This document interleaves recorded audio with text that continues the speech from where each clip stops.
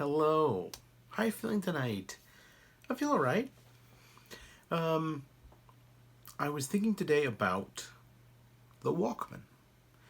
Turns out this week, yesterday, not sure, was Sony's official birthday for the Walkman. They allege the Walkman debuted on July 1st, 1979. They probably know. Most Japanese companies tend to know when they release things, like even like 50 years ago. They have a date. Someone wrote it down. Good for them. So I kind of spent my whole train ride home today with my own personal headphone, of course not a Walkman, but like that concept. And I was thinking about, man, that was kind of wild when it happened. Because when I was a little kid, like a little kid, it was kind of the end of the record player era. Like people just had record players in their homes, in the living room. And it's like, the idea was, oh, we're just going to sit around and we're all going to listen to a record. Or in my case, I think my parents would put on a record with the idea that I would listen to it and they would do something else. I think this was their plan. But they weren't putting on like kids records or shit for me. It's like they were just putting on whatever they put on, and probably once I was old enough to talk, I guess I probably told them what I wanted to listen to. But it's like sometimes it was classical music. Sometimes it was their Beatle records. I mean, they were both, they were both like young hip people in the 60s, so of course they loved the Beatles. And sometimes it was just weird electronic music. I've told the story many times, probably not to you, camera person, but one of my favorites, my absolute favorite albums growing up was an electronic version, all synthesizers, of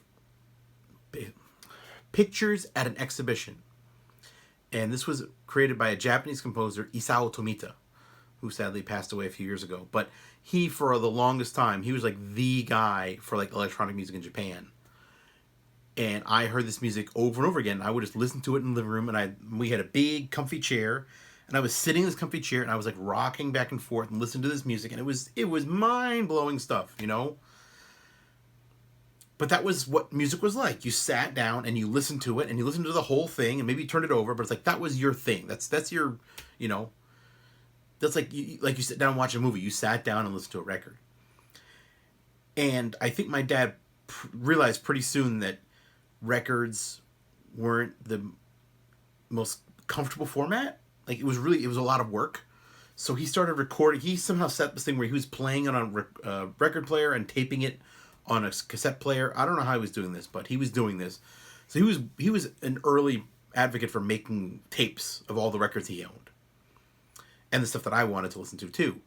So anytime we got a record like Thriller, we bought Thriller on an album, but then he made a cassette version for us to listen to.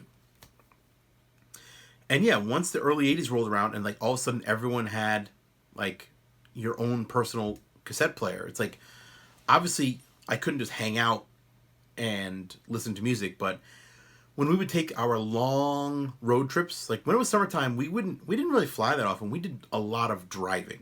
And we'd get in a car and my dad would drive for hours and hours and hours. Maybe we'd go to Canada, maybe we'd go to Pennsylvania, maybe we'd go to like Virginia. He had friends in Virginia or something.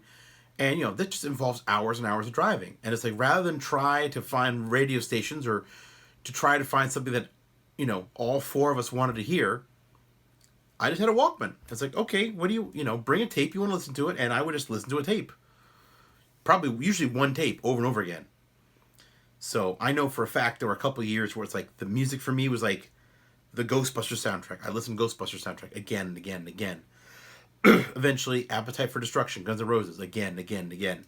That was I remember I went on a school trip for that one, and like I had Guns N' Roses in my headphones the entire way, all the way on the bus from New York to Boston. So I probably listened to it like 4 times. But the biggest one by far, my biggest Walkman memory was not a cassette at all. We had gone on a ski vacation in January 1983, and we were leaving. It was the last day.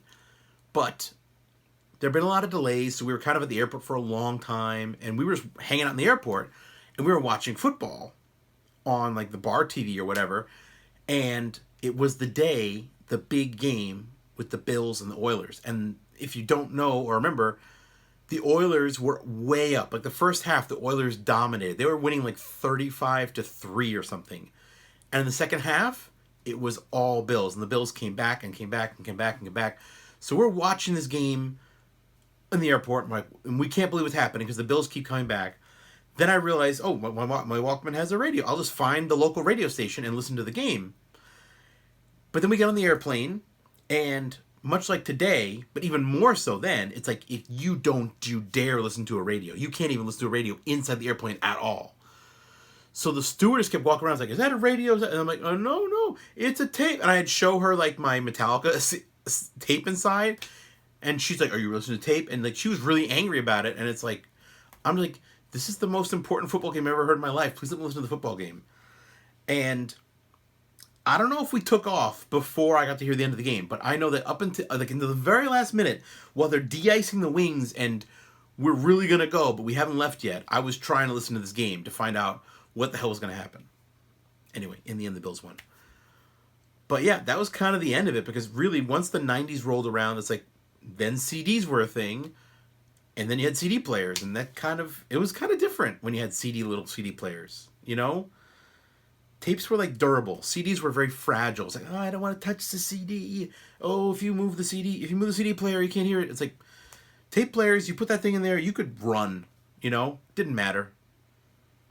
Anyway, just a very different world when I was a child compared to what my kids, all my kids have, any kind of music they could possibly want to watch or listen to. You listen to music usually.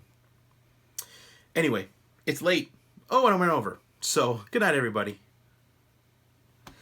I love you.